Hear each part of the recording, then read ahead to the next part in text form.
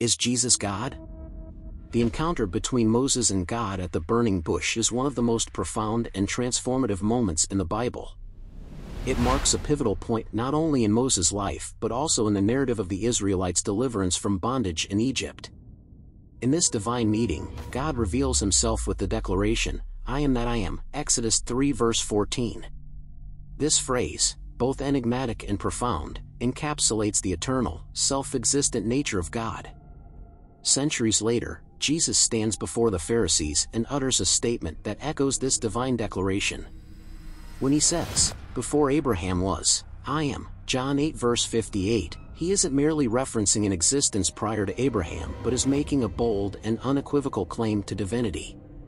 By appropriating the same divine name revealed to Moses, Jesus asserts his identity as the eternal God.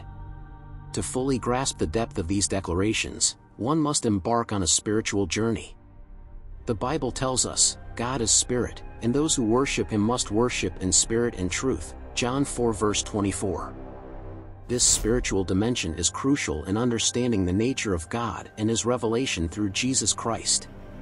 Let's delve deeper into these profound statements and their implications for our understanding of God's supremacy and the nature of Jesus. I am that I am, the eternal God. When Moses encounters God in the burning bush, he is commissioned to lead the Israelites out of Egypt. Naturally, Moses asks for the name of the one sending him.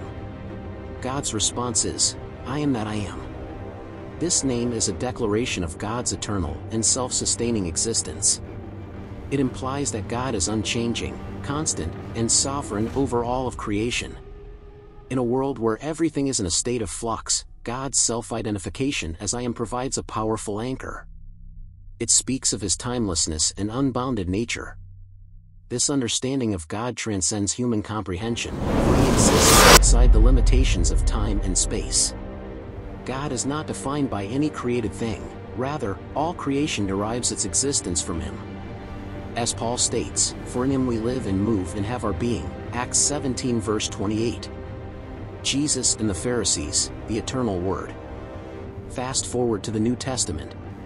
Jesus, in a confrontation with the Pharisees, declares, "Before Abraham was, I am."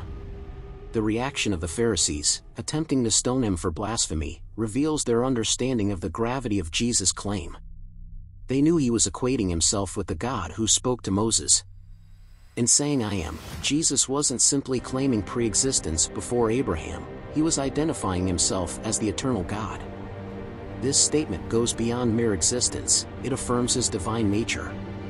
John's Gospel begins with a declaration of Jesus' divine nature. "In the beginning was the Word, and the Word was with God, and the Word was God," John 1 verse 1.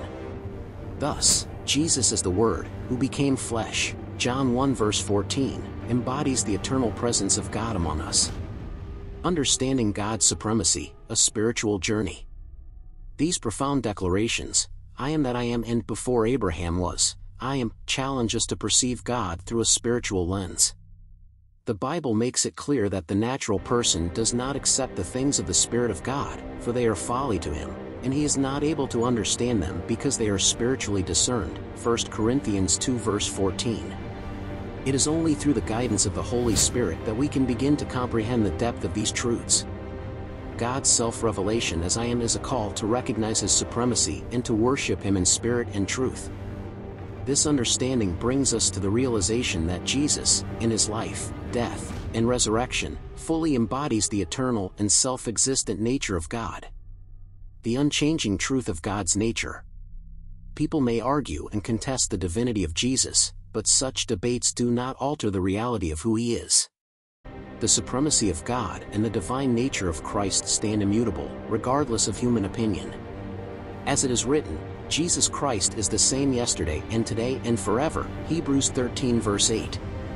In these declarations, we find a profound invitation to trust in the eternal, unchanging nature of God.